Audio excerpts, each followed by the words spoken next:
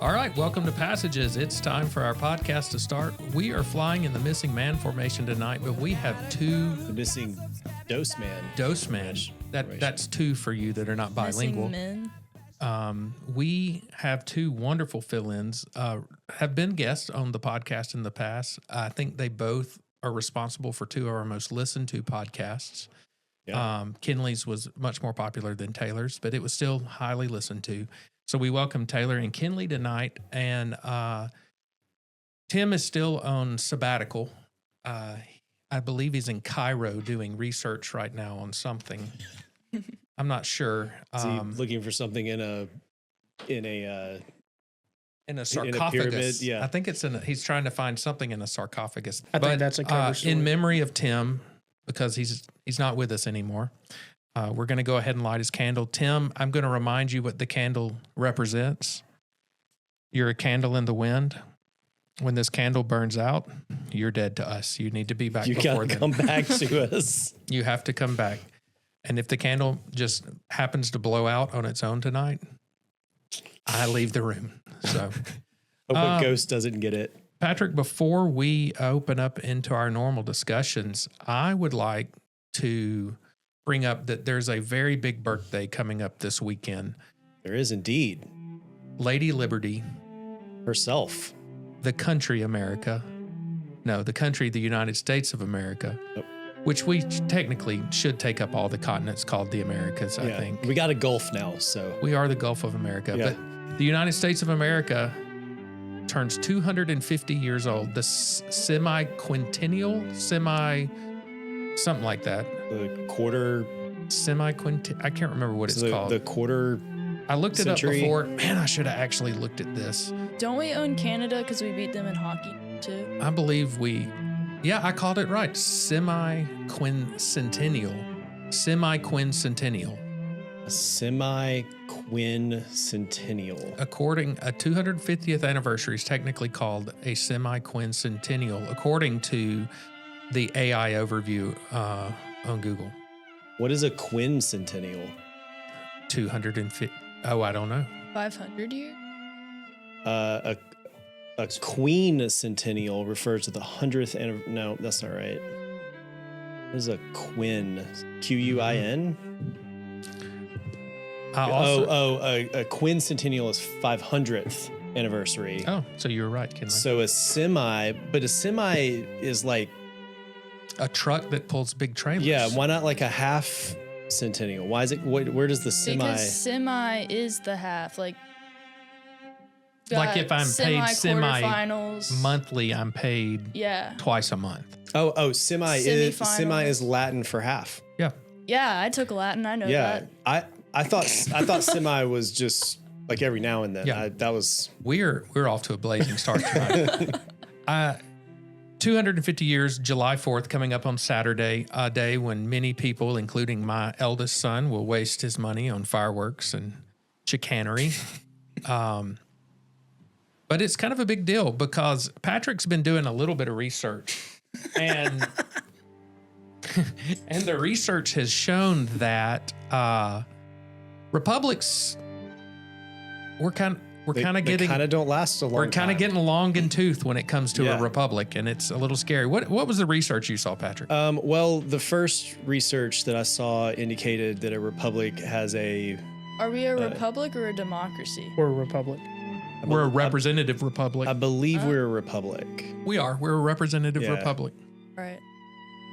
That's what they taught you wrong in school, Kinley Birch. Yeah, they taught me this was a democracy. No. Well, I think a republic can be a democracy.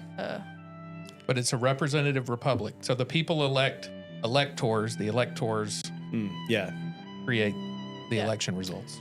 Okay, so initial research indicated that historically, republics in major civilizations on average last around 250 years.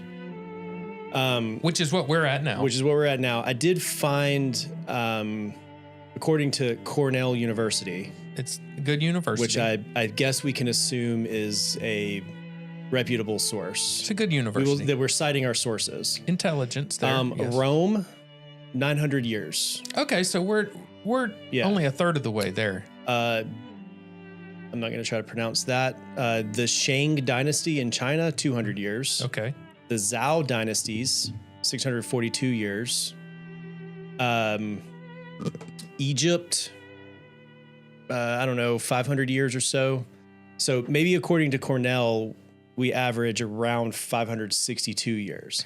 Now, I will say that they are considering modern Western and European/American world system as a single society. Yeah. Where that started in 1492. So we're approaching that average lifespan Yeah. if you count it the way they're counting it. Well, my question I have tonight is how many, I guess first, will we see 500 years? That's a good question. And then if not, like how much longer do we have as a republic? Yeah. How much longer is the United States of America going to remain the United States of America? Oh boy. What are you I'm doing? trying to copy what you've Yeah. got going on over there She's Why? fidgeting. because I have 'cause this when you open and your it's in computer. my way. That's a good reason. Yeah. We'll wait. Well, here's an interesting thing though. No one in this room will see if the US lasts 500 years, we'll see 500 years. I'm probably not seeing it if it lasts another 50 True. because I That's would be depressing. 97. Yeah, I'd be 91, so You might. I might make it. You have better health than I do. I'll be 71 in 50 years. My first Yeah, goal so you'll see 300. is 5 years. If I can make it 5 5 more years, years. then- 67 and 50 years. yeah, y'all will be here. You'll be much older. No, we don't allow that. Strike that from the record. We're gonna have to put you on the blacklist. Yeah, Sorry. yeah. No This is longer your last time on No, Passages. we were talking about in 50 years. Mhm. I'll Yeah. be 67. Yeah. Wow, that Yeah. just doesn't seem right. Nope. Not at all. But anyway, happy Thanks for 4th making to me feel everyone. old. Happy Independence Day. Hope you get to out grill a little bit, have fun with friends. Don't blow your fingers or hands off. Don't burn the pasture down. Ooh. That's actually a good point, Taylor. Did you Yeah. see the picture I posted in that Mama's God of our fireworks that we bought? No. Okay. Send it to me and I can show our passengers. Yeah, but Patrick. I'll show you right now. It is ridiculous. I'll show you it ridiculous. riding in the car, not standing up. Um, This is it riding in the car. just text it to me. Okay. Text it to me. It's ridiculous. Okay. Patrick. Now It's you 6 foot 3 inches tall now you guys have and 3.5 feet wide. you guys have some recent trauma from a fire. You would think they would learn, Patrick. Yeah. But no, they're teenagers. I'm not worried about. Oh, fire. sorry, you're not a teenager. Worse than a teenager. A An early young 20 adult. year old. Early 20s. I'm a child with adult money. That's that's not a bad Is that- definition. is that right? Yeah, it's pretty Okay. close. But yeah, people, as a public service announcement, wear safety glasses while you're shooting your bottle rockets and fireworks and Or Roman safety candles. squint and stick out your tongue and hope for the best. That's what I'm gonna do. Safety squint. Please, I don't want to be at the office this weekend seeing people because of firework injuries. It wouldn't be the first time I've had to go up there on the 4th with him though. All right. So I'm going to start tonight and then I'll stop talking for a little while. But I don't know if y'all saw the news today, but there was quite the wedding proposal that happened today. It was beautiful. Yeah. The bar has been set so high. Yep. I dropped the ball when I proposed however many years ago, 20 The first or the second time. Well, all of the times really. But today Cassie messaged me and she said, "Have you seen it in the news?" And she sent me a link to the story. There were two people that went up, I think they said to the 102nd or 103rd floor of the Empire State Building, and then went beyond what they're supposed to do and climbed all the way up to the top of the spire. I mean, they're hanging literally on the top of the spire. Free climbs, no ropes, no safety harnesses. They posted a flag that said something about if there was more love, there would be more Whoa, peace. it was Yeah. actually really cool. It was when the power of love overcomes the love of power, then the world will know peace. Yep. And I think that that's kind of a cool idea. maybe not so cool to be free climbing 1,454 feet. That though. is true, but what about Mount Olympus? But I do think that flag was still smaller than the flag in Veterans Park. It Substantially Probably. smaller. Yeah, I have a feeling if you tried to put the flag in Veterans Park up on top of the Empire State Building, it would rip the spire down. The Empire State Building may fall Yeah. over actually. Yeah. But so the cops show up, and these two, it was a man and a woman. They climb down to a platform at the base of the spire, and he drops down on a knee and proposes, and then to Instagram and the world, from standing up there on top of the Empire State Building, she takes a picture of the ring on her hand and New York below. Yeah. Really cool, but they got arrested. There's some videos of the arrest. It looks like it was pretty calm, cool, and collected.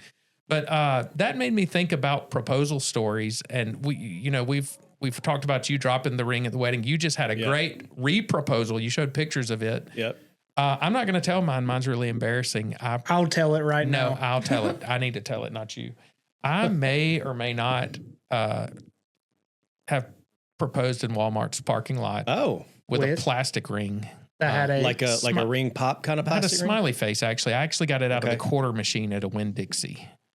And then you carried it around until it was time to give it to Cassie?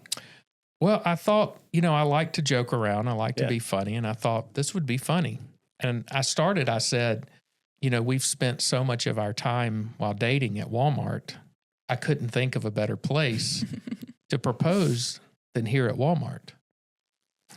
And that's when she started saying, no. Please no. And then I opened the ring, and it was a plastic smiley face ring. And my thinking that it would be funny backfired. It was not good. She said no many, many more times that evening.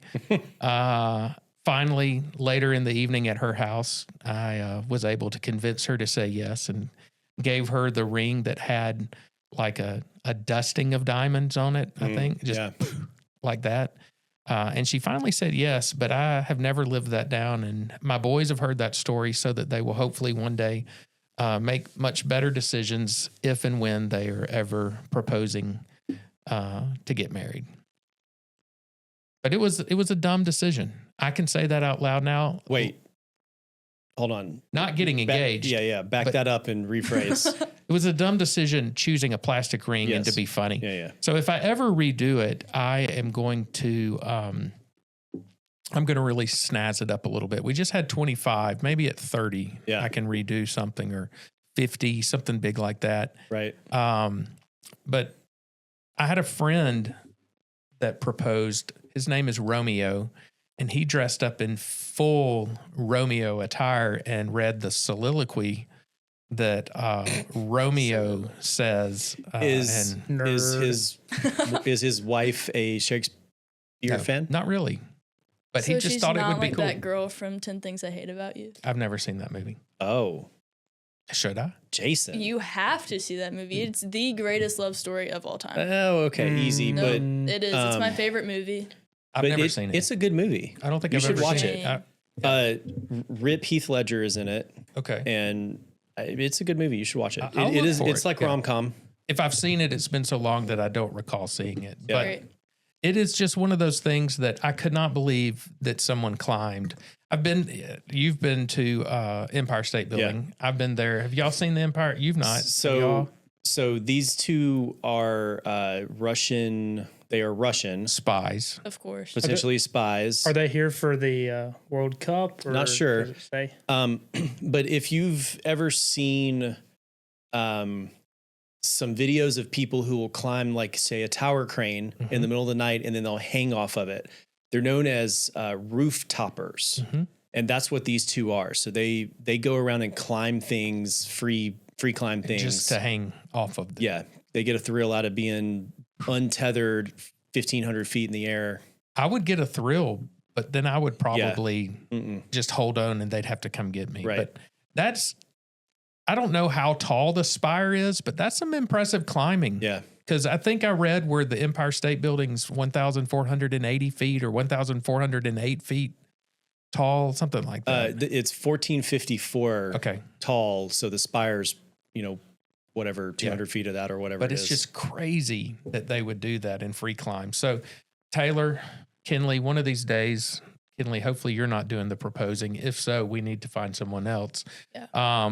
But hopefully one day, Taylor, when you have an opportunity to propose, you will find something between climbing the Empire State Building and plastic fake ring. And Because Kinley, it wouldn't go hopefully you expect something in between those two things. Although I do think the plastic ring would be funny. No, you would think, but that Yeah. really wasn't.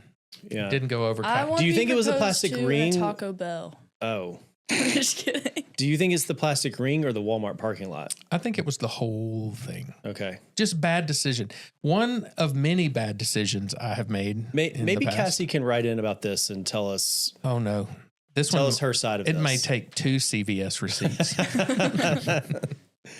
We can Oh. we get her going at the house because we get to picking on Dad about it, and she just goes on and on. And I think it's funny because then they get to fussing about it. But me and Sam just give Dad so much. We just Grief. grief. Yeah, we just pick on him about it, and it's one of those things. If it's not brought up daily, it's brought up weekly. It's just one of those things. Does she still have the plastic ring? I believe it was disposed of pretty soon after it. Like did out of that. anger or I wouldn't be surprised if she took Uh, it and stomped it. I think it was not. It was Oh. not. I mean, I had taken it out of the plastic egg that I got it out of the machine. at and least put you it in did a that. ring box. At least you did that. one of the I did colored have it in a bottoms. real ring box, but I could have had it in the plastic egg. How still. long before the proposal did you buy or On the way to the house to pick her up. okay. Yeah. All right. Now I'd had the other ring for weeks, Yeah. but I couldn't come up with any good ideas because I'm not a. I know this is hard to believe. Not really a big romantic. Big room. Yeah. Yeah.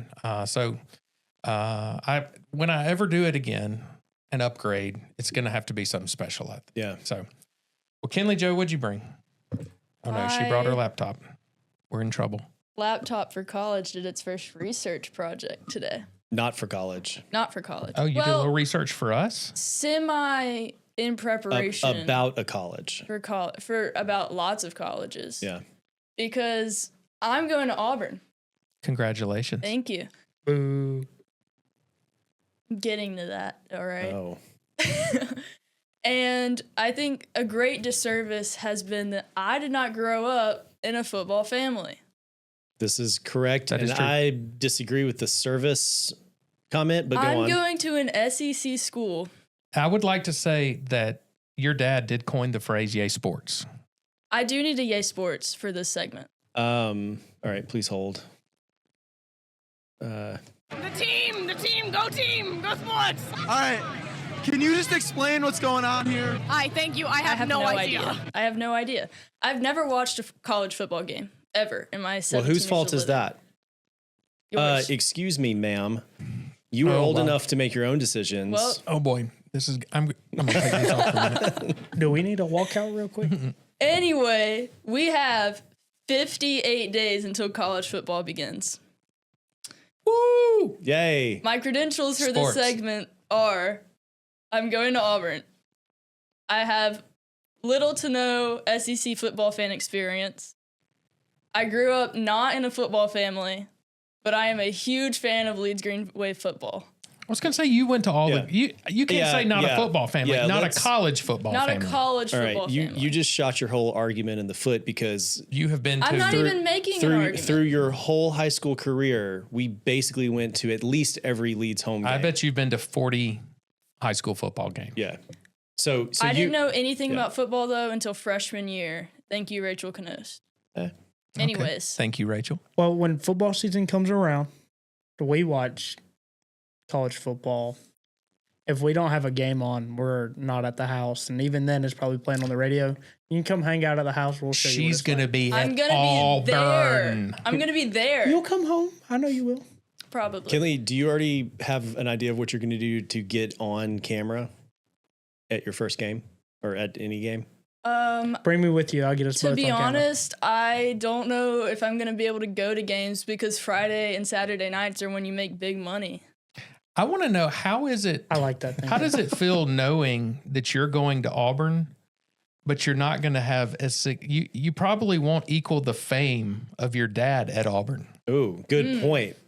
I mean, the man. Who's an SEC fan now, Kinley. Booyah. I mean, the man did hit a putt at the middle of a halftime of a basketball game. This is true. Have I ever told that story on Maybe here? I'll I don't have to know. bring that up. Famous. Yeah. It's Famous. probably on YouTube. You could. Oh, it's definitely on YouTube. Yeah. I have it saved. So your segment is worthless now.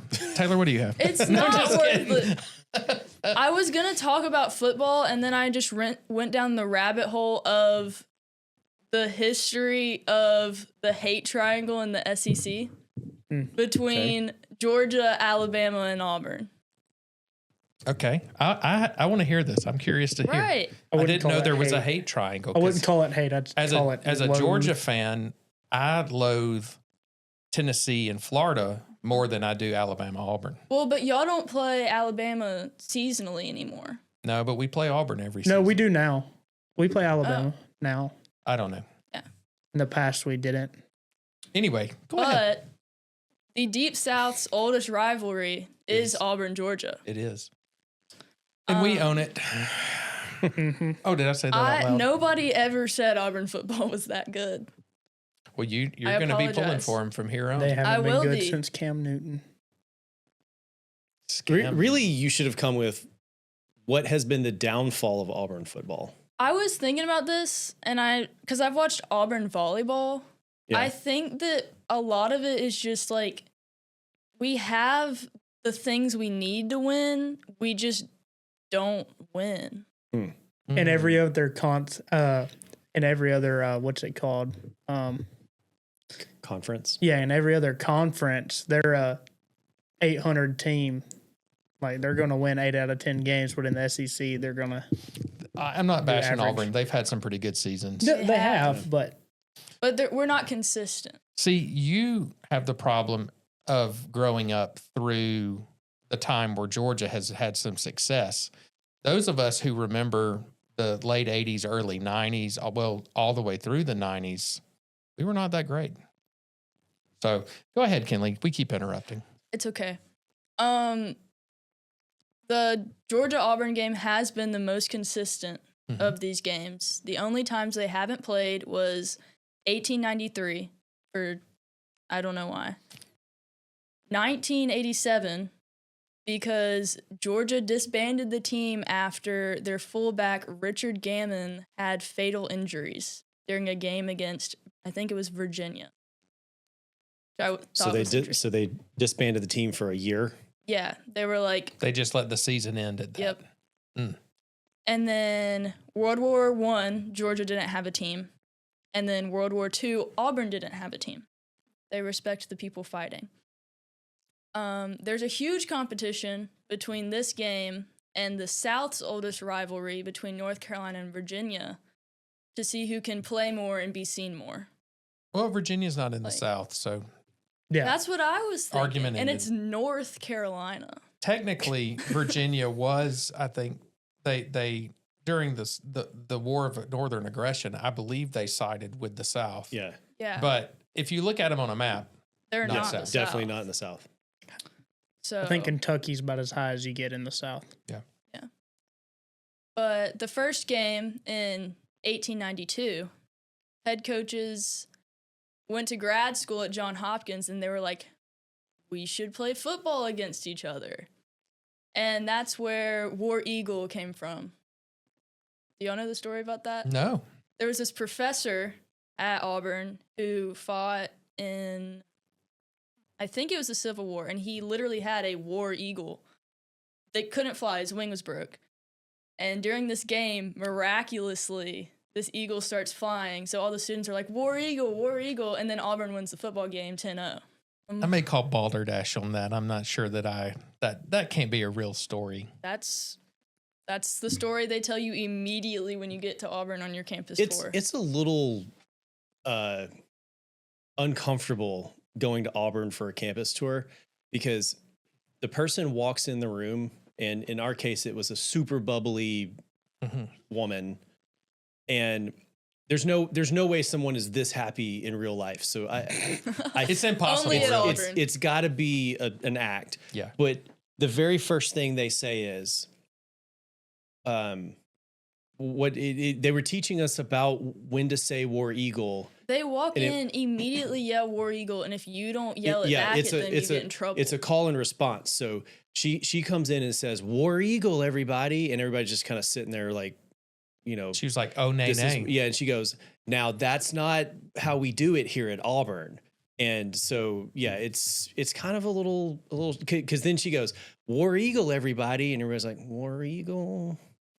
And it's weird. It's awkward and weird. It sounds like they're trying to copy Alabama's Roll Tide. I mean, one person could yell Roll Tide, and everybody in a room will start yelling it if they're. I definitely think that's what it is. I mean, but if you yell War Eagle in the right room, everybody's gonna. Keyword is Well, the the right room. question You could is- yell Roll Tide in any room, and someone's going to. The question is, No one loves Alabama more than Alabama. who yelled first?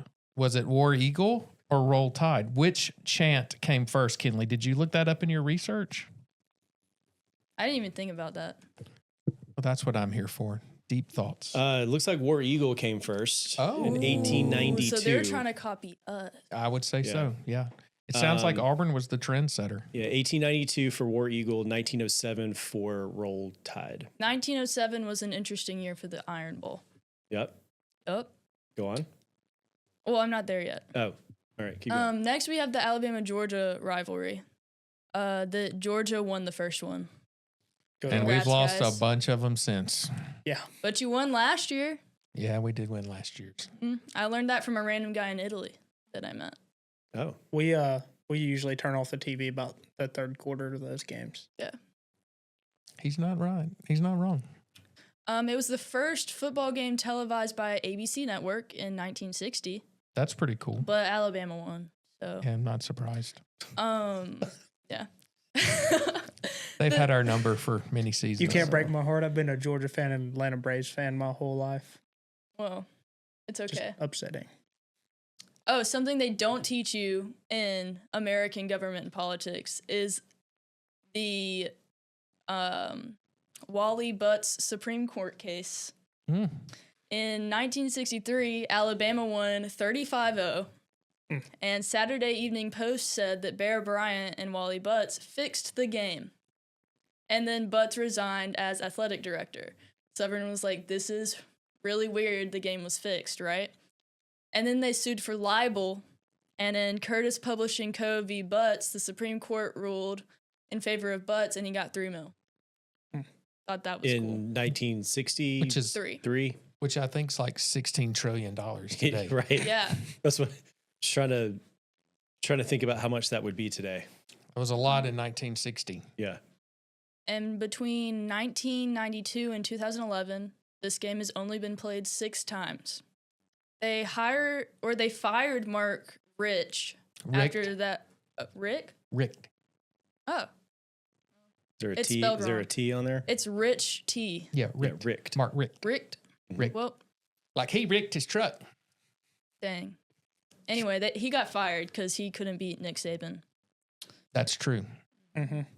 And Not many people could though. No. yeah. I mean, he is. Well, Isn't he the winningest coach in college football? He is, but when you've made a deal with Lucifer like Satan did, Saban did, I'm sorry. It's just that's just how it One happens. letter difference. Yeah, it's pretty Coincidence? close. I think I think not. The 2017 SEC championship, Alabama became the first team to win without being in the lead the whole time when they overcame a 13-point deficit and beat Georgia. Yeah, So third, sorry. third and 26. Yeah, it's a real shame. Jason's got PTSD. Yeah. He's remembering all of this. But you won the SEC championship last year. We did. Yes. And I won't say Alabama's record against you guys. No, it's bad. I told you they beat us a lot. I'm used to that. 45-27. I know. I've told you that. They have our Yeah, number. but do we think Alabama's winning streak is going to continue without Saban? I wish Tim were here for this. You know, it depends I on if they forgot passed that on Tim that wasn't. pact. I am Tim today. Yeah, Because I was going to you are talk about Tim. this because Tim was going to be here, but he's not. Right. Now for the big bopper, the Iron Bowl, which has basically just been a political mess the whole time. It's just politics. Mm. Auburn did win the first game 32-22 though in 1893. And they haven't won since. No, I kid. We've I won kid. a few times. I kid. And then they didn't play again until like 1901 or maybe that was I don't remember. Scratch that. Anyway, 40-year hiatus in 1907 because the game tied and apparently it was just like absolutely insane. Like people were dying in the fights and whatnot. That's what was told. But there's a lot of people that were like, that's not what happened. So who knows? Because this was like 100 years ago. Some people think that they just wanted to stop playing a heated game. There was a lot of talk that Auburn kept asking Alabama to play, and Alabama just didn't want to get their butts whooped anymore. Because Auburn or vice versa. Yeah. I'm pretty sure Auburn was better at the beginning than we have been in recent years. But there's an Auburn folder. There's a folder in the Auburn library somewhere called the AU-UA Controversy 1940 to 1947 that talks about the negotiation between schools. And like there's some poem about it, there's a song about it. And this is full swing World War II, right? And the governor of Alabama goes, y'all are going to play this game again or I'm not sending you money anymore. Okay, so he threatened Yeah. state funding. Middle of World War II. Yeah. And mind you, Auburn doesn't even have a team right now. Yeah. Like they're trying to get it back together. So that was fun. And then I was going to ask a question. Go Yeah. ahead. You may get to it. I might not. Go ahead. Well, no, I'm going to listen. All right. I'm being patient. I'm working on patience tonight. It's an Iron Bowl because it was played in Birmingham for most of the time until like the 80s. That's what I was asking is when did it start playing it? They called it Legion Field. The Old Gray Lady is what they called Yeah. the stadium. What do you know the years they played there? Did you have that in your research? The game itself actually started because Alabama and Auburn are both land-grant universities. So when the Morrill Land-Grant Act of 1862 came out, Alabama wanted another land grant to create some things similar to like UAB, just another like attachment. But Tuscaloosa didn't get the land grant, Auburn did. And so they started playing football with hopes that like essentially Alabama would like stomp out Auburn. But Auburn just kept getting more people enrolled. And so it was like, well, dang, now Auburn's like a powerhouse university. And so Alabama doesn't get to eat us, which is nice. And then I was going to say Yes. the Iron Bowl was played from 48 to 87 At the Old or Gray Lady. 88. Yeah. Yeah. because Auburn really wanted it played at the Jordan Hare Stadium. Yeah. In 89, it moved. Auburn moved its home games to Jordan Hare because it was finally big enough. Yeah. And then in 2000, Alabama decided to move it to their home games for the Yeah. Iron Bowl to their 2000. stadium in 2000. Yep. Now, I believe as a future Auburn student, I guess technically you're enrolled, so you're an Auburn student now.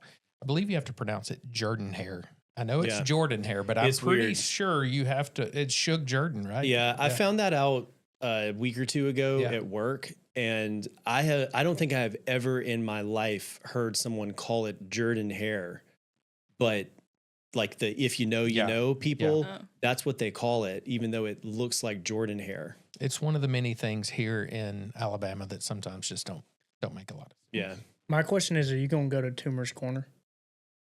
I have to walk through Toomer's Corner like all the time. No, like Saturday night after the game, or if y'all win, are you going to Probably. go roll a tree? Yeah. You should. Good. That's the only thing that rolls in Auburn. Toilet paper. No tides. oh no. What? Yeah, and then we get beat really bad. Don't do that. Welcome to my world, kid. 1960 was the lowest scoring game, Alabama winning 0-3. 2014 was the highest scoring game with Alabama winning 55-44, which is a pretty big difference. Mhm. And now it's time for the greatest moment in Auburn football history. The 2013 kick six with a 109-yard touchdown. So I guess if this thing comes up short, he can field it and run it out. All right, here we go. 56-yarder. It's got, no, does not I have the remember leg. watching this And game Chris live. Davis takes it in the back of the end zone. He'll run it out to the 10, 15, 20, 25, 30, 35, 40, 45, 50, 45. There He's goes gone. Davis. Oh, my God. Davis is going to run it all the way back. Auburn's going to win the football game. Auburn's going to win the football game. He ran the missed field goal back. That was a really quiet Sunday. Yeah. Mm-hmm. That Sunday after that game, it was really quiet around here. Yep. So do we think those announcers are better, or Jeff Thomas and Richard Bishop for the Leeds I Greenway think Sports it is pretty much the same. Very interesting. So when you enrolled down there, did they go ahead and give you muck boots so you don't step on the manure as you walk to class, or You're not supposed to ask about the cows. okay, I'm sorry. Why? They're like I Fight don't know. I Club? haven't asked. Oh, okay. I was just curious. I've always heard that, you can Yeah. smell Auburn before you can see it. It's kind of like my backyard right now with all the calves. There's a lot of flowers, so it doesn't smell too bad. I'm just giving you a hard time, kiddo. Yeah. Anyway, now to my predictions. Georgia plays Alabama on October 10th. That's also when Zach Bryan is in Auburn, so I will not pay attention to that game. And I think Georgia's going to win. Well, prepare for disappointment, kiddo.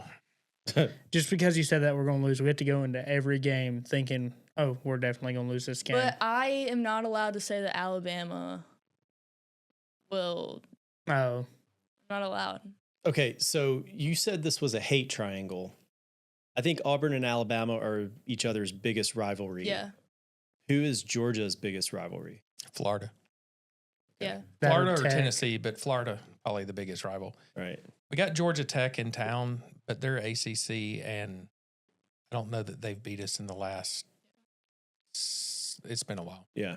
There's a long and distinguished list of people I'd root for over Tennessee, though. Cannot stand that orange. I might pull for ISIS over Tennessee. I'm not Oh sure. no. Mm-hmm. Are you Sorry, allowed to Joel. say that? Sorry, Joel Henry. I know I just got us some Jason, respectometer points just After dropped. last week, I'm not sure you can say that. Oh, yeah, that's true. Yikes. Good point. Yeah. Yeah. We're definitely That's gonna be trending on up the this list. season. though. We are trending We're up trending something. up this way. Yeah. That's going to be on the list. Oh, no. All right, go on. Auburn plays Georgia October 17th, and I have to say that I think Auburn will win. I hope. I think you have a good hope, chance. Hope is not a strategy. Is Kinley. it, where is it? Auburn or Georgia? Oh, you don't know.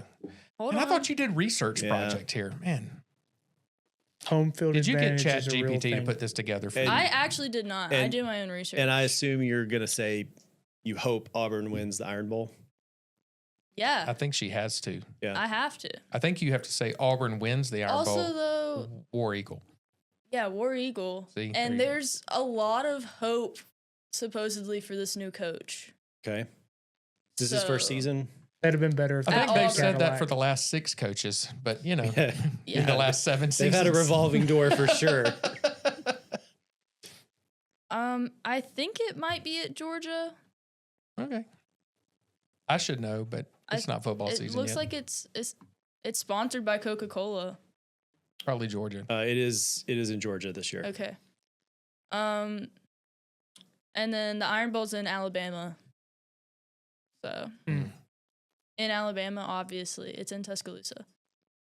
It's So- in Alabama at Alabama. Yeah, it's at Alabama. I picked up what you were throwing. Yeah. I Thank got you. you. We got it. Yeah. We got it. That's all I have today. All right. Thanks, well, Kinley. War Eagle, Kinley. Yes, War Eagle. All right, I brought an article I saw. Actually, Dad brought it up.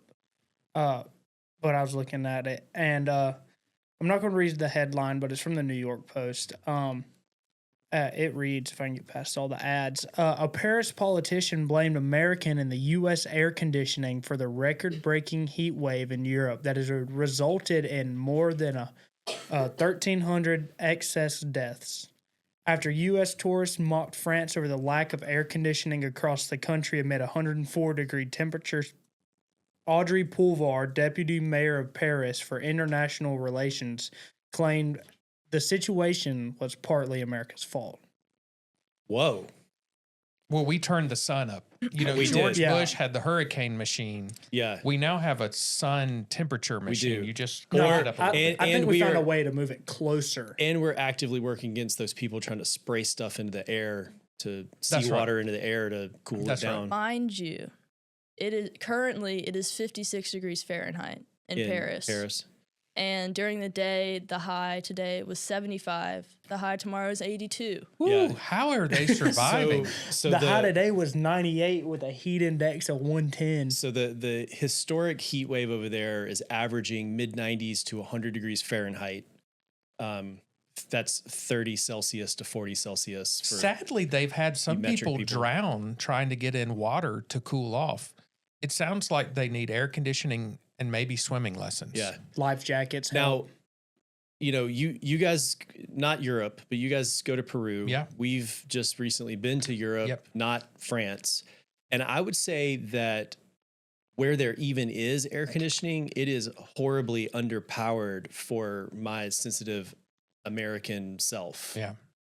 I mean, it would take hours at night to cool the apartment down and remove the humidity inside, because if you left the windows open all day like you were supposed to, it would be very humid, you know, Yeah. 60, 70% humidity. And those little mini splits, everything's a mini split over there. Yep. They just were not big enough. They can't keep up. Yeah. The article goes on to say that he blames us and our carbon emissions for Footprint. heating it up, because he said we're the second largest carbon producer in the world, I think.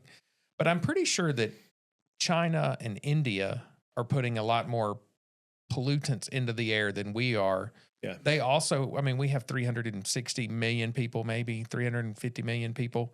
Or like 10 They're times in their the size. Billions of Yeah. people in China and India. So, you know, I think they're just jealous, honestly. We have a lot of amenities, and I think it's come out with the World Cup being here and some of the videos you see online of people from Europe really celebrating, really people from all over the world, some of the nice things we have here. We Yeah. forget how spoiled we are. I mean, we have air conditioning. Hallelujah. And Greatest in- free refills. That's what everybody from Europe Yeah. was so excited about. Like, I saw a woman like break down in tears on TikTok today because she asked if she could have a refill, and the waiter just went and grabbed a picture of whatever it was, brought it. Yeah. And when she checked her check, it wasn't even on there. It was just the one singular Well, drink. she also paid probably $4 for that drink, and it probably cost that restaurant 2 cents Yeah. to give her all she could drink. That's right. And it's the small things, but it's, you know, now they have in Europe so many of their cities. I mean, y'all experience this. We're not talking They're just old. 100 years old or Yeah. 200. We're talking 6, 7, 800-year-old Yeah. cities. And so they're not, a lot of the buildings and structures are not made. Yeah, everything air conditioning. and everything's retrofitted. That's right. Plumbing, That's right. electricity, air conditioning, all retrofitted. So I can understand not having some level of air conditioning there, but to blame another country that you're obviously jealous of yeah, for your problem. It's because we didn't help them during the revolution. I'm pretty sure we've helped them, you know, a few other times. Yeah, right. We liberated France in 44. I mean, Yeah. kind of a big, we lost a lot of people over there liberating Yeah. France, but I don't know. 105 is hot. I thankfully work indoors. yeah. Well, But- it was the heat index here today was actually 105. Please- and then it rained please and it read that cooled out loud. down, 20 degrees. Except for when it rained, the temperature dropped and then the humidity Humidity- went to 174%. Correct. I don't know how it got over 100, Yeah. but it did. Forget the temperature. Look, Yeah. you can live in 100-degree temperature if the Yeah. humidity is 30, 40%. But when you couple 100 degrees with 90% humidity, Ever you tried to breathe in Jello? Yeah, you just got to swim when you're outside. Yeah, it's bad. I have a few thoughts. One, humidity. We have to bring tables and stuff inside at the restaurant I work at. We had the door open and the glasses in the room fogged up. Yep. It was steaming. Yeah. Also, I feel like the air quality here is way better than when we were in Italy in those cities. With people driving around and it's just diesel in your Yeah. face. Like Everything's diesel over there. Well, it's the same thing in Peru. When you get back to the room and say you sneeze and then you decide I need to get a tissue and air out my sinuses, It's black. it's black. Yeah. I don't have that problem here. Yeah. But the exhaust and stuff there in some of the foreign countries is awful. It Yeah. could be though that we live in a more like rural area and like we were in like a city. Like what would happen I've if we went spent to a lot New of York? time in New York and Vegas and a lot of big cities in Arizona. Yeah. I've never really experienced that kind It of wasn't problem. like that in Dallas either. I think something we experience here too. I mean, when you're in Europe, just the train system is actually really nice. Yeah. But it's also because Europe would fit into like Texas Yeah. here. That is it's true. So not really. I know it's bigger than that, Yeah. but it's so compact over there that, and we are, I mean, just I don't know, exponentially larger landmass. Yeah. So there's just more room to spread out, and that may be where some of this comes from. Yeah. That Not could that like also we have more be- air, just there's more room. There's more to, room, to yeah. spread out. It's like you're taking like a third of a continent and saying we have the most carbon emissions compared to obviously tiny little countries in Europe.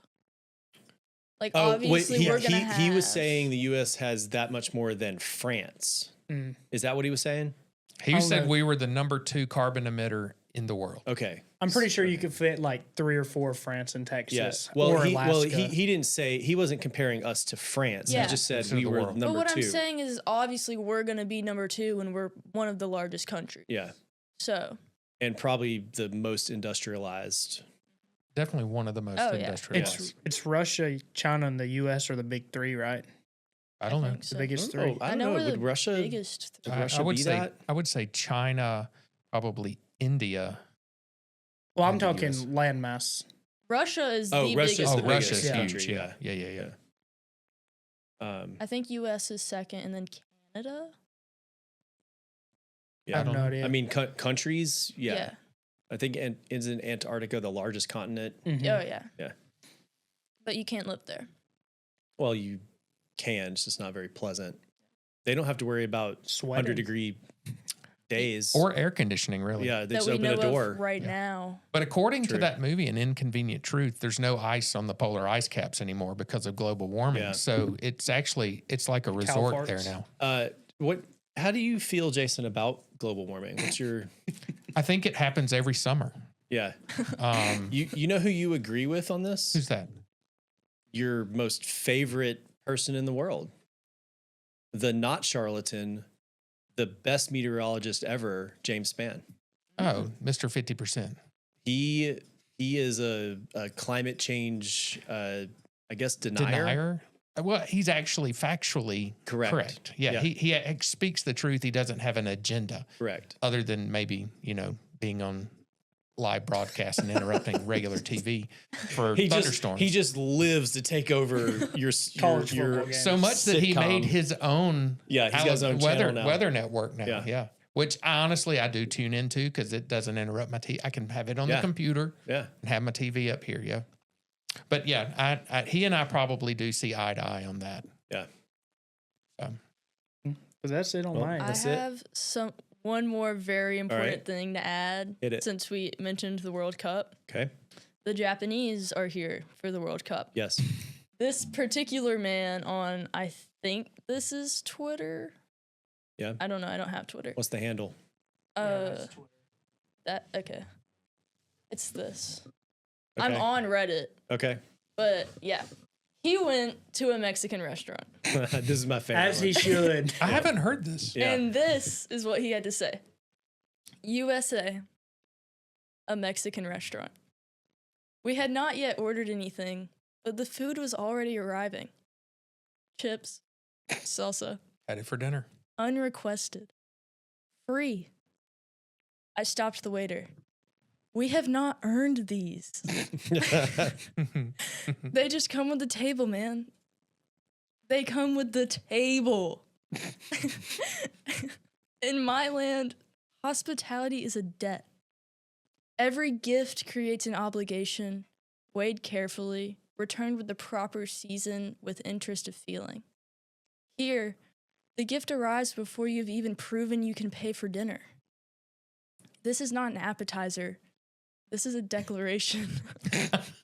I love that. When We trust you. Eat.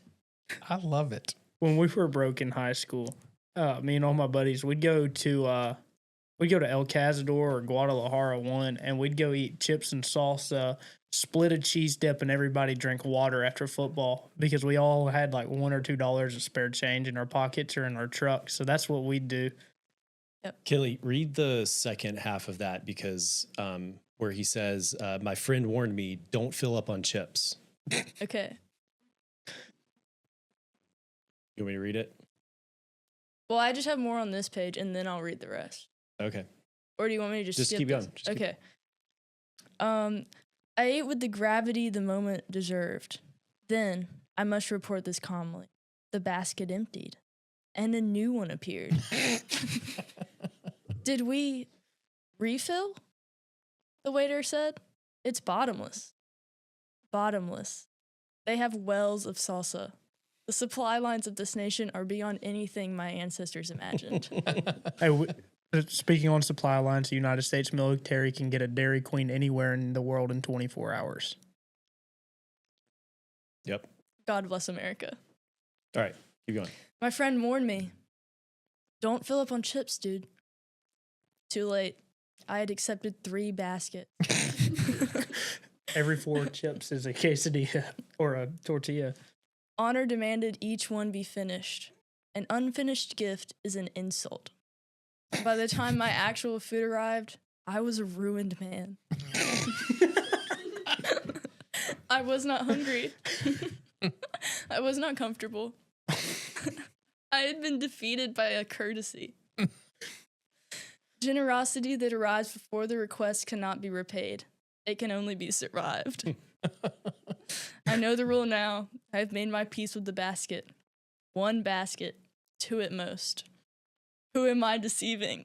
There is no number of baskets I would refuse. The trust of a nation is in that salsa, and I intend to honor all of it. That's really, I have not heard that. That's really good. There have been some really funny things like this that Yeah. have come out. There's a guy named Freddie who's Oh yeah, Pat who's McAfee been had given like private jets to fly around to the different World Cup Trying different stadiums. things. Yeah. And he's made a big splash. There's some pretty funny things out there. He got a VIP Ella Langley ticket paid for, flown out there. I tried to get Ella Langley tickets because she's in Auburn. I get in the pre-sale, completely sold out. Yeah. Okay, let's look at the resellers. $496 minimum. Just wait till they start playing, then check the StubHub site. So they'll pack. It does. We forget, and the world talks bad about us. They do, and there's people in our own country that talk bad about us. But do you think it's just the media that makes it It's the seem deep like it's state. bad? It's Well, the I deep think state. it's a very small percentage of Americans that actually do not like the country and think bad about it. But for some reason or another, they have the loudest voice or the easiest platform to speak from. But Everywhere all you place. have to do is travel to a foreign country, even a first world foreign country, and you realize the conveniences Oh yeah. and the things we have here that are truly remarkable. yeah. I Truly can flush remarkable. toilet paper here in Peru. We couldn't. So in In Italy, Italy. well, Oops. whoops. Most of the Hey, just bathrooms. send 'em back to the International Stone incident. Age. But you just have the 1 square for drying. Well, no, because their bidets are weird. A lot of the bathrooms just had shower heads. Yeah. Oh, Did you? Yeah. I talked about bidets. boy, I need those sometimes. So They were just shower heads. So, in both of the apartments we stayed in, I could have been laying on a concrete floor, and it would have been about what those mattresses were. Yeah. And in one apartment, especially, the pillows were about an inch thick. And I looked around our area to find where can I just go buy? I'm just going to go buy one. a pillow and I'll leave it here. Yeah. Yeah. And there's not a Walmart. There are little grocery stores, but there's not even like a public style grocery store. No, that's right. They're all little, basically convenience When stores. South really. America, they're like tiendas. They're just little shops, and you can get a little of everything there. Right. I looked and looked and could not find a place to buy a pillow, which was awful. Yeah. So yeah, you talk about convenience. I mean, I can go down to Walmart. My hope is, as the father, as the father of the family, you just took everyone else's and piled them up. No. I grabbed there's always a couple extra in the cupboards. Yeah. I grabbed and just grabbed those and shoved them into the pillowcase, and it was not very comfortable. No. But we do forget. I mean, we truly do forget how blessed we are. Yeah.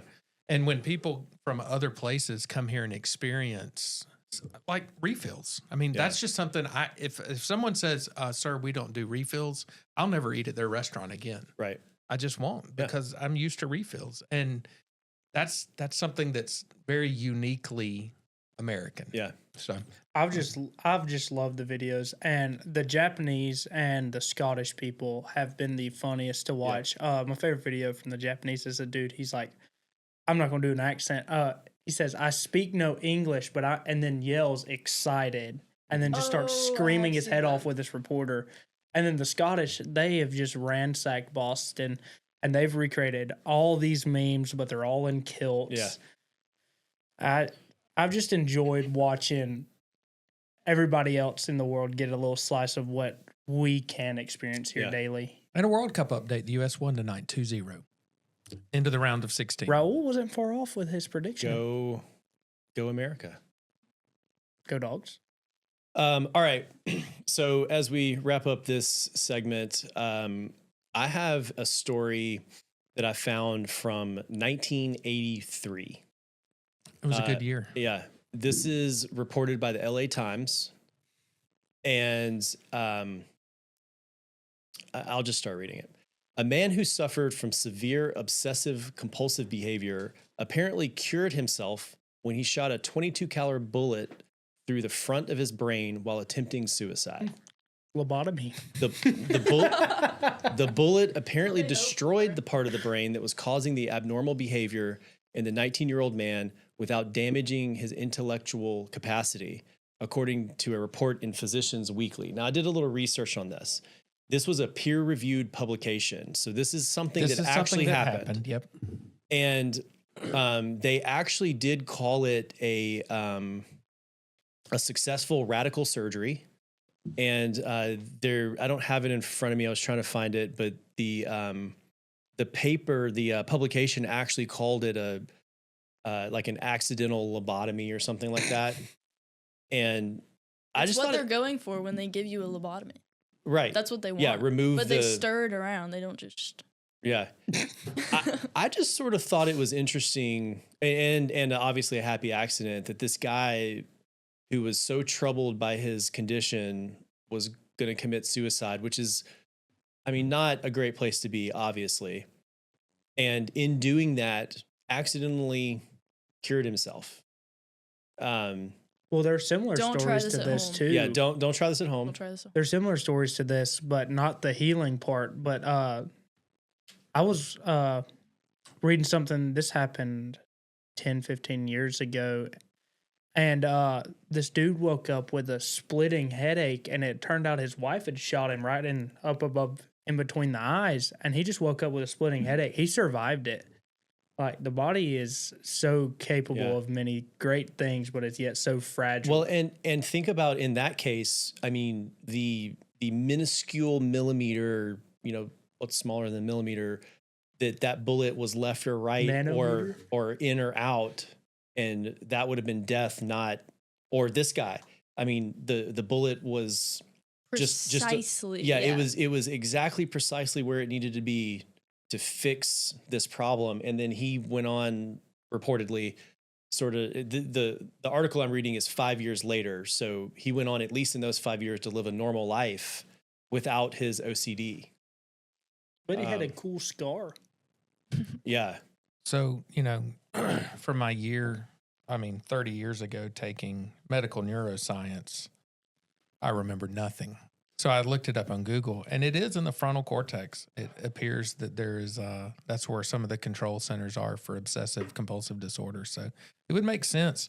It's a scary thing, though. That is a radical, dangerous, I don't know that you call it surgery, but accidental surgery. But I would not encourage anyone with OCD to take that form of therapy. But yeah, no, that ranks up there with those folks that have had some type of head trauma or something and end up speaking a foreign language or becoming a savant, which we talked about before. Some other thing. Kinley, you were telling me about. I saw a story about this lady who I don't think she was born blind. I think she had gone blind, and her service dog was under a table. She didn't know the table was there, and she bends down to pet the dog, hits her head, and can suddenly see again. So she knocked some tumor or something loose. I didn't really look into it, but she tightened some screws that were loose. Yeah. I just think it's funny that this service dog was just bend down a little faster, Or- just a little faster. Or perhaps it was like Blinken in Robin Hood Men in Tights when he falls out of the tower and he jumps up and he says, "I can see!" and he walks into a tree. I was wrong. It could be that. It's a possibility that is what happened. Because I don't know of any head traumas I've heard that have restored sight. That's because that part of the visual cortex more towards the back, not the front. Right. So I'm not sure about that one. Or maybe she came back up into the table. I don't know. Poor dog. Well, he didn't do his job. I know that. Either way, the thing that I got out of this was really around just the preciseness of the literal accident that this turned out to be. And I feel comfortable talking about it as it were real because it apparently has been peer reviewed. So, well, and it shows that there's a lot of things that we don't understand about the brain, but that demonstrates that there are things you can do in the brain to affect behavior. I mean, Drew, our good buddy Drew, has gone through a brain procedure for a neurological condition. Yep. And it makes you wonder if at any point, based on that study, if they will ever do any type of electrical stimuli to that area of the brain to help control OCD, which is it's a devastating disease. Yeah, for sure. I mean, really a bothersome disease, but not the way I would go about trying to cure it. No. Mm-mm. Well, okay. So this was the part, or one of the parts I was looking for that I just found. George, which is the pseudonym they gave the man in the paper, was very depressed, and the article says parents of obsessive compulsives, particularly mothers, often have cruel streaks. George's mother said, "So look, George, if your life is so wretched, just go shoot yourself." And so George went to the basement and did that. And I kind of wonder, little fly on the wall. I'd like to kind of know how his mom felt after that, because first of all, that is really a sad thing to say to your kid. You should never say that to a child. I shouldn't say that to anybody. No, I kind of want to believe that it was just in anger. She was frustrated with the situation, and she's not a bad person. Because this was around the time when like mental disorders and stuff aren't a real thing. Yeah, like 1983. They're sort of. This was before insane asylums closed, right? Yeah, around that time. So anyway, I thought that was sort of interesting with the way he was cured, and no intellectual capacity change afterward, and kid was very lucky. Yeah. All right, well, everybody ready for a little break, and we'll be back in a minute with our passage. Here's a little bit from the Marshutes.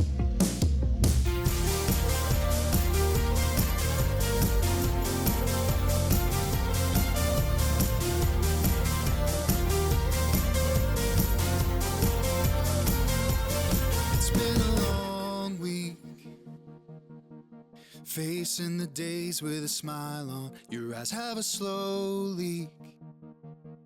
'cause they haven't been closed in a while. And it's getting hard now, juggling faith and a job and a family, to lower your guard down when you wanna be running away. Remember what I say.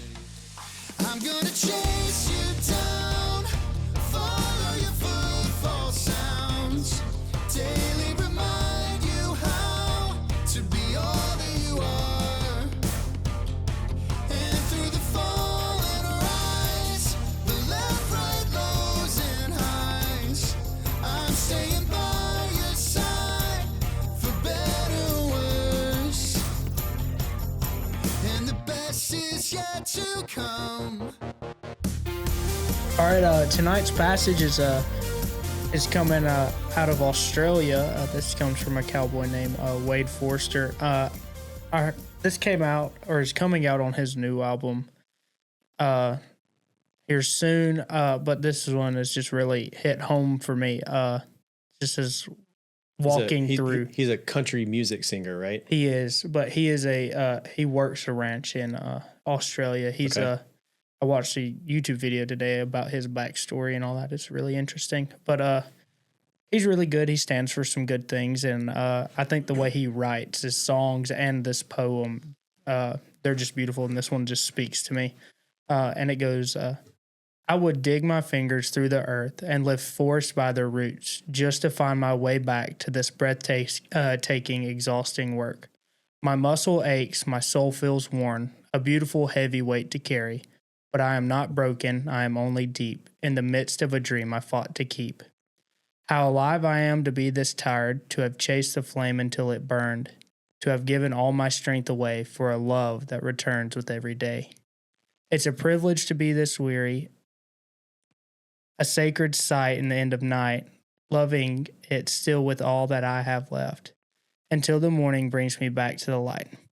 And maybe one day this quiet fire will grow, not just a glow we guard, but the one we show. A love that stretches past the work and the strain, that breathes in joy as deeply in pain. None less of this, but more what we could be, a wider sky, how much deeper we will see. I don't know, it kind of speaks to me as someone who is not new to going to work every day, but someone who is going to work for the next 40 years of their life, if I'm lucky and live that long. Hopefully I will.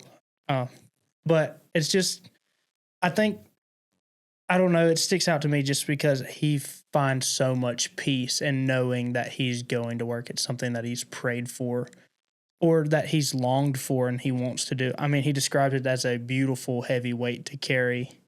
And I had a couple Bible verses it kind of reminded me of that if I can get my Bible pulled up. It's in Proverbs 14:23. I said, in all toil there is profit, but mere talk ends only in poverty. And then there's Proverbs 10:4. A slack hand causes poverty, but the hand of the diligent make rich. And in both of these, I don't see profit as money. I see it as a way to provide. I see it as a way to do what God has given me the ability to do, as something I have to do as a up and coming man. I wouldn't say I am a man, but I'd say I'm trying to become one. And this poem just kind of lifts me up when I'm feeling, I don't want to go to work today. It just kind of brings me back to, okay, I can do this. I got another day in me. And it's just, I don't know, it just reminds me that I am able to work because for how long was I down on my shoulder? 6 months. 6 months. I sat in a recliner, and if I wasn't in a recliner, I was walking to a car to go to physical therapy. And that was the most miserable, most depressed, everything. Like, I could not stand being down like that. And this poem draws me back to that time where I couldn't work, where I couldn't go out and do this and that because I was in a sling and I was in a knee brace and I couldn't walk. I couldn't move my arm. And it's just kind of, okay, I'm privileged to do this. I couldn't do it, and I know how it feels not to do it, so I'm happy to do it. That line in the 4th stanza says, "It's a privilege to be this weary, a sacred sight at the end of night, loving it still with all I have left until the morning brings back the light." That's kind of what you were just talking about. Sometimes work, and I know I'm guilty of this and have been in the past. You forget that it's a privilege to get up every day and have the health to work, and it's a privilege in my job to take care of people and interact with people and take care of people's needs and help them. And it is a sacred sight at the end of night. It's one of those things, as the day ends, you can look back on what you've done, and there's a sense of pride with it. And it's pure what you've been able to do. And it's nice to go home and rest and relax, enjoying your life, but then waking up and starting that process over again. And sometimes we don't think about work as a privilege. And I need to remind myself of that a lot. I also like how alive I am to be this tired. One of the things I did early in my career was work in nursing homes. And for about 6 years, I provided care in a lot of nursing homes across the state of Alabama. And it was one of the saddest environments because there were a lot of people there that were weary, but they weren't weary because of activity. They were weary because of inactivity and loneliness and depression. It's a blessing to be tired because you're able to get up and go do something. Me and the boys spent all weekend putting out hay and seed on a lot that I have. And we're maybe halfway done? It was we put 10 hours into it, 12 hours into it, something like that. Don't ever hay and seed a lot by yourself. Just pay somebody to do it. It's easier. But Or rent a hay blower. I will say that going out there and working and laughing and cutting up with each other, even though I barely could move Monday morning when it came time to go to work, it was a cool thing because there was a lot of fun times that we had out there, and there was frustrating. It was hard work, but it's almost a privilege. It's a joy to feel that strain because you know you've done something, and that's a gift not everybody has. Yeah, I locked on to that how alive I am to be this tired stanza, I guess. Kind of the same way you did, Jason. And I got to thinking, we did a passage a few episodes ago in March from Billie Jean King. Pressure is privilege. Mm-hmm. And we came around to that one because we found something online, and I don't know who originally said this, but the line is, "What a privilege it is to be tired from work you once begged the universe for." And that makes me, this whole thing makes me think about how, you get up and you go to work day after day, 40 years or more, depending on, what's going on. Hopefully way less. For sure.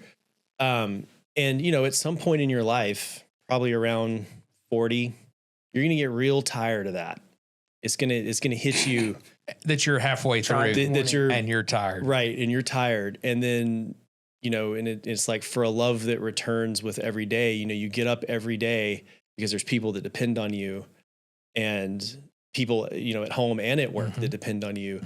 Mm-hmm. Jason, you were talking about, the privilege of being weary and going to work. You also have the privilege of changing people's lives. Yeah. In your work. And I have some privilege in mine that impacting others. Yeah. Right. And, on one hand, you can be real selfish about it and be like, man, this is just wearing me down. And then, you think about the way you're, and I'm saying you, I don't mean like you specifically, but you think about the way you're impacting those around you. Yeah. Even like in my work in an office job, I impact the people around me in my office in ways, hopefully all good, but, you think about that, and that's part of what I hang on to when I'm feeling down, because, man, I don't want to go to work today. I am so tired, or I'm bored, or this project is dragging and just, what do you do? And then, in my case and in your case, you think about, well, the people at home are depending on you. Yeah. And so you just get up another day and keep going. Well, and you look for opportunities to find the positives For during sure. the day because there's going to be ups and downs every day. Find the little things. I like the line too. My muscles ache. My soul feels worn. A beautiful heavy weight to carry. Back when I used to worry a little bit more about staying healthy and active, physically, there was nothing better than that soreness you had after you'd been to the gym and worked out. Now, it was miserable. It felt uncomfortable, but it was that feeling of, I have done something. Mm-hmm. And now when I'm sore, it's from sitting on the couch too long. And it's like, I have done nothing and I'm sore. Right. That's not a happy, beautiful, heavy weight to carry. That's a kind of a sad weight to carry. But it's that same thing when you've worked hard and you're beat down from the day and you're tired. You're like, hey, I accomplished a lot. I did something today. And it's cool to be able to carry that weight. I like the follow on from that, where it says, a beautiful weight to carry, but I am not broken. I am only deep.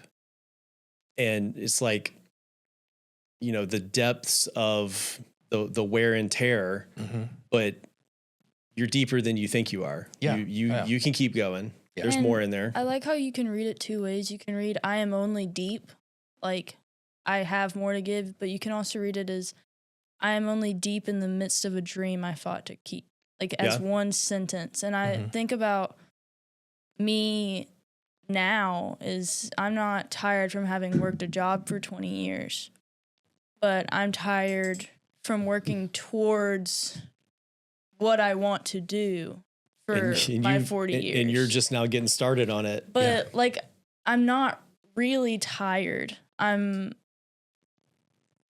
When I read how alive I am to be this tired, I'm not tired. I'm restless. Yeah. You're dealing with an anticipation. It's a different type of tired. Like Yeah. the tired I was when I started working straight out of high school and the tired I am now are two completely different things. Well, Right. and you're kind of in the midst of the dream right now because you are at that transition point from I'm out of high school, I'm going to a great school, I'm going to start working towards my career, my path I've chosen for myself, and I want to work toward. And there's a lot of excitement. It's when you're 20 years in, you got to Right. remember that excitement and And I what got think you there. That's the hard part. What he's trying to remind Yeah, I himself think of so. is yeah, for sure.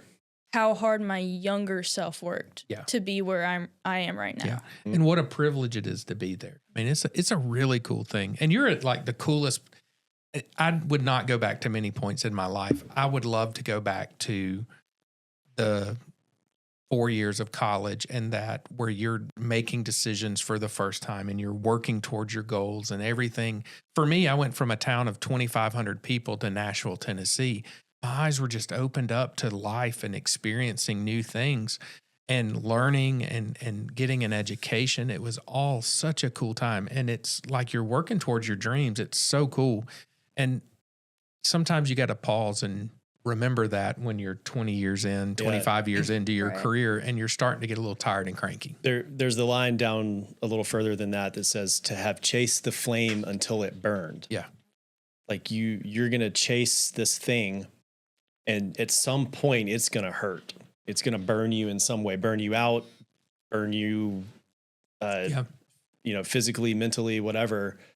But he also wants it to keep growing. Yeah. Right. Mm-hmm. So that actually is where I was going to go next. In the last couple of stanzas, he swaps pronouns. Mm-hmm. Is we a pronoun? Mhm. I Yes. is a pronoun. He goes from I to we. Who's the we? The audience. You think the we is the audience? People like Taylor and us that read this, even if it's not every day. And it may It's just just be humanity. Yeah. It could be him talking with him, not only as just like a physical being, but also through a soul.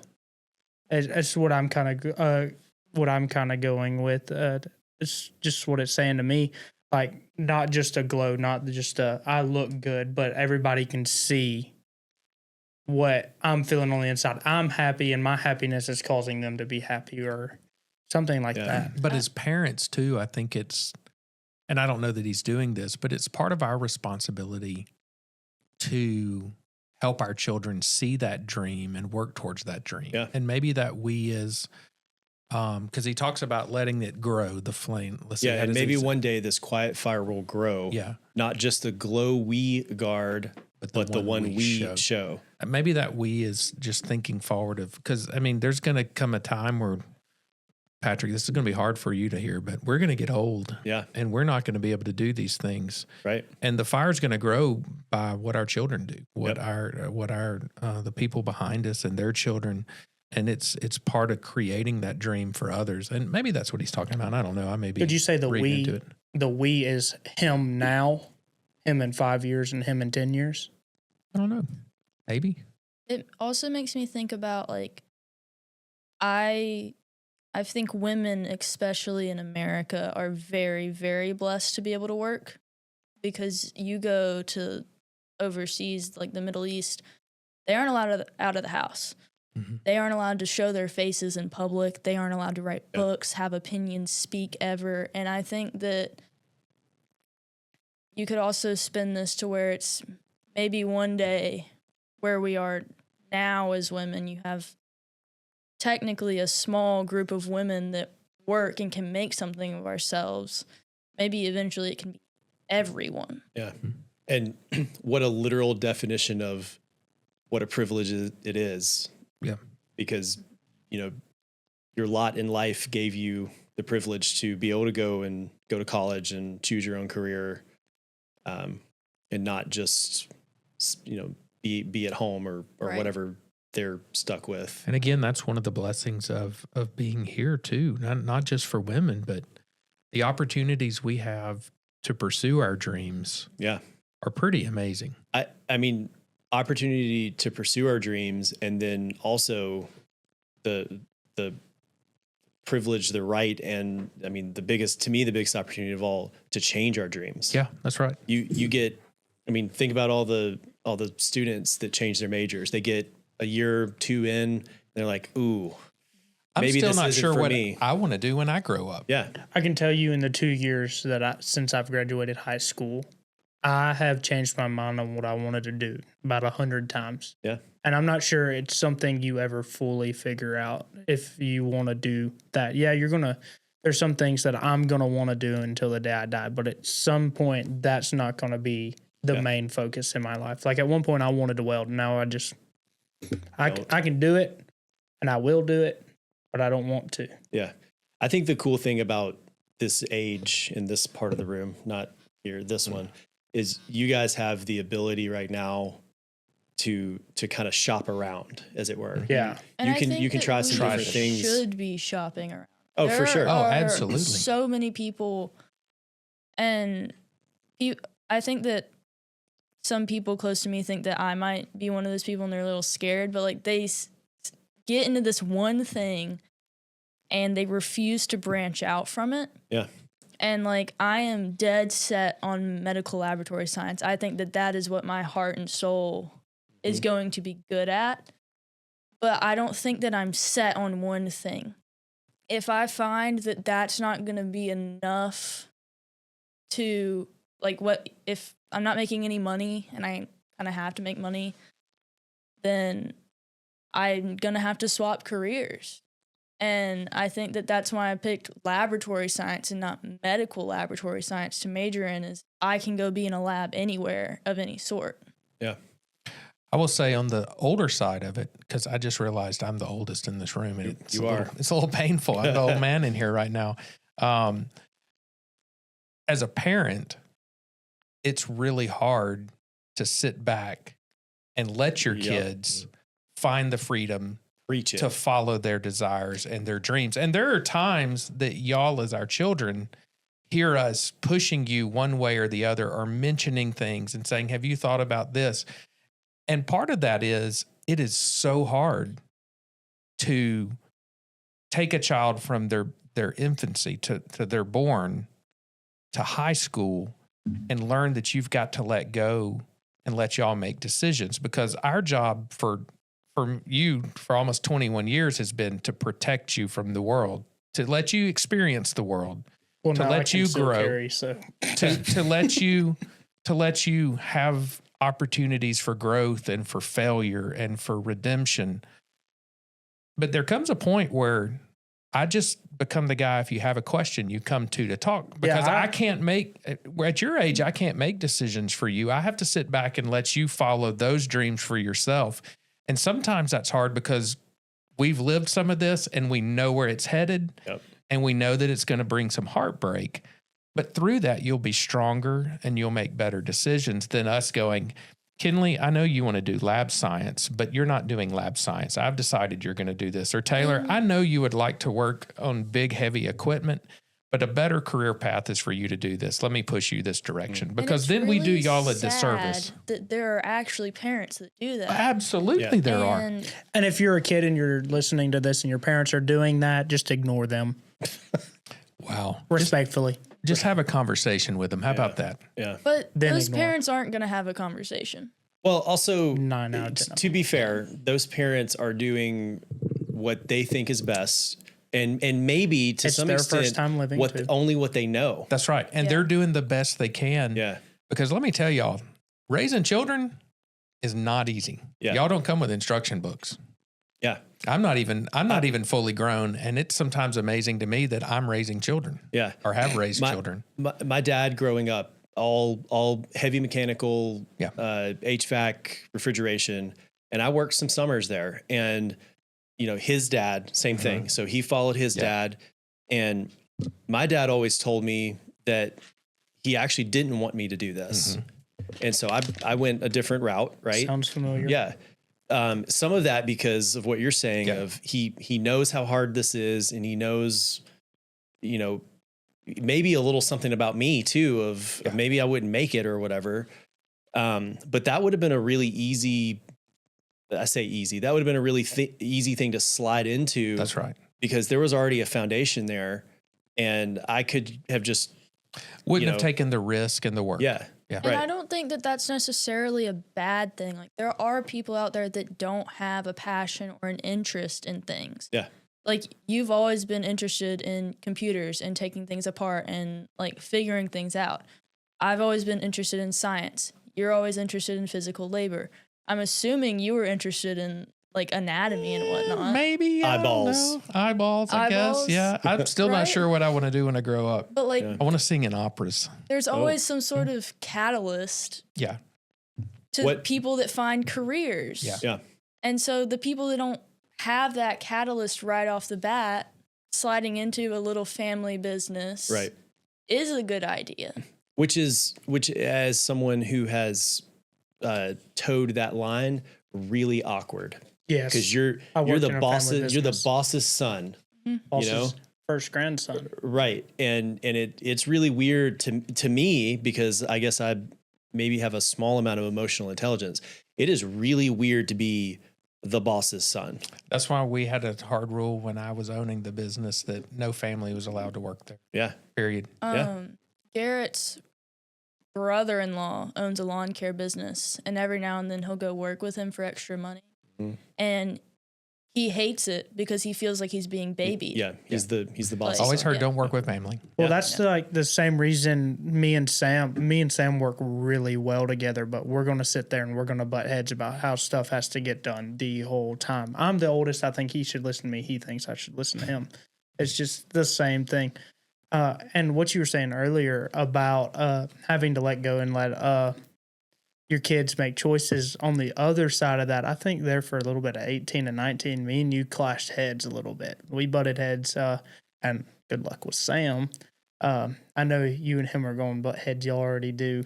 That's part of life. But Look, if you're not butting But heads with your parents, think- You're not working. yeah. I think I've been very lucky because my parents have given me and Sam a whole lot of responsibility, especially here in the last year. I mean, we're looking over, I'm not going to say a dollar amount, but a good amount of. Oh, hold on. I can get you can say a dollar I'm not amount. You going to ready? say a dollar amount. Okay. Darn. A good amount of money in live animals, and me and Sam and mom and dad are looking over them, and they've mostly put that responsibility on us. And some of it's financially theirs, a lot of it's financially mine too. And that's been a blessing because growing up, yes, we had dogs and we had all that. And yeah, we were somewhat responsible for them. But now that we're older, they're kind of just, here it's yours. When you get home at 1 o'clock, you still have to feed. Even though they do help out sometimes, like Mama just texted, she fed with Sam. I was gonna say, I'm checking the text. You've got to let the horses out there. Yeah. But the responsibility still falls on us. And I think our parents, yeah, we had a hard time with it at first. And I'm the guinea pig child, I like to say. I'm the firstborn. And I think we butted heads a little bit. And I know it was hard for them because it was hard for me to, when they actually let go, for me to catch myself. Because when your parents finally let go and let you do you're going to fall on your face. Kick you out of the nest. Yeah. I ain't been out of the nest yet. They're luckily letting me stay home. You've been out of the nest. Yeah, you were out for a few months. Oh, yeah. I was going for 6 to 8 months, but that was with grandparents. It's good to have parents that let you have responsibility. Yeah. Like people whose parents don't let them drive on the interstate. People whose parents don't teach them to drive on the interstate are doing their kid a humongous Yeah, you're going to get me killed down the ramp. What did you do about 30 seconds after you got behind the wheel getting your permit? Freaked out a little bit. After that?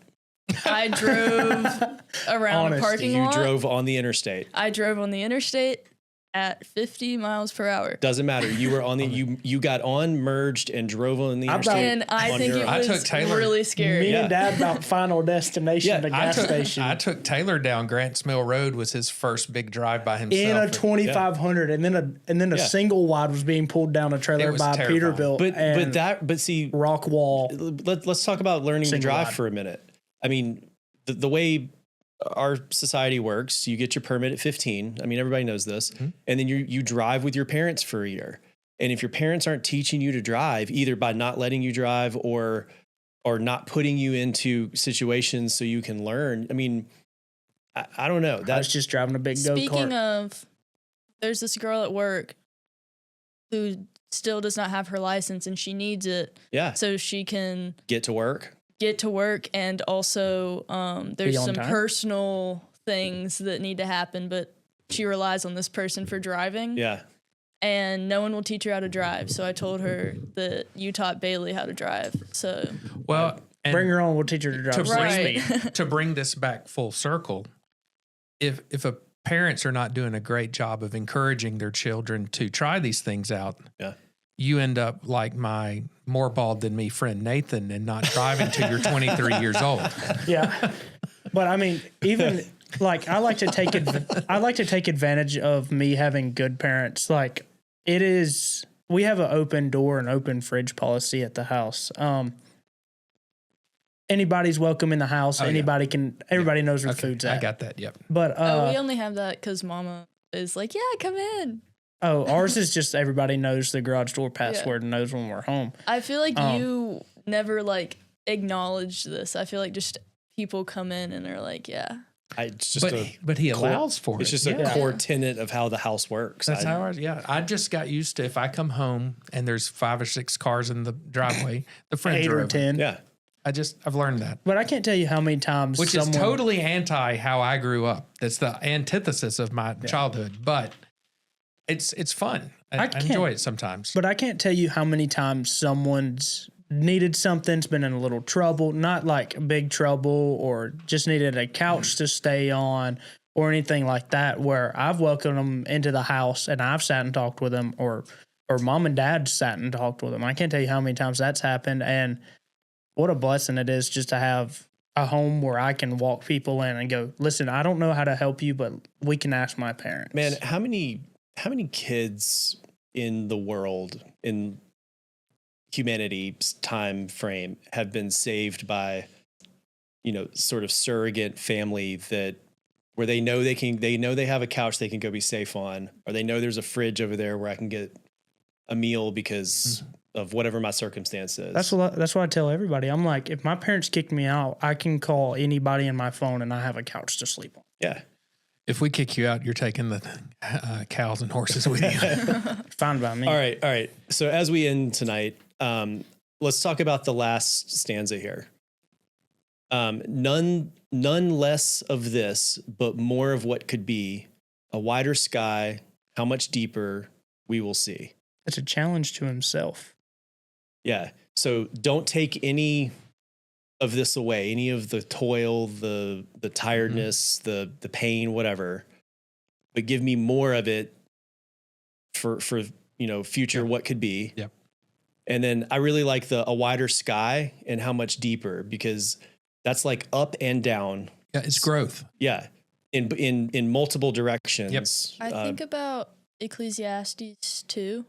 One of my favorite Bible verses is, "Then I considered all that my hands had done and the toil I had expended in doing it. And behold, all was vanity and a striving after wind. There was nothing to be gained under the sun." And I think he has a less pessimistic version of that.